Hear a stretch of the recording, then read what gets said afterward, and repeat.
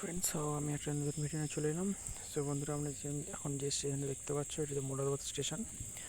এই স্টেশনের পরে একটা স্টেশন আছে, জাংশন আছে, যেটা হচ্ছে লস্কর জাংশন।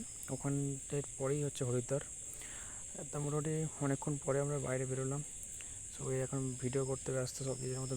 ফ্রেন্ডস, আমরা চলে এসেছি মোরাদাবাদ স্টেশনে। দেখতে পাচ্ছ আমাদের পার্টনার সব দাঁড়িয়ে আছে এখানে, সব ফটো তুলতে ব্যস্ত। তা এই স্টেশনে মোটামুটি 10 মিনিট মতো দাঁড়াবে, সেই জন্য নামা হয়েছে, কারণ বাদবাকি স্টেশনগুলো তো দাঁড়াচ্ছিলই না।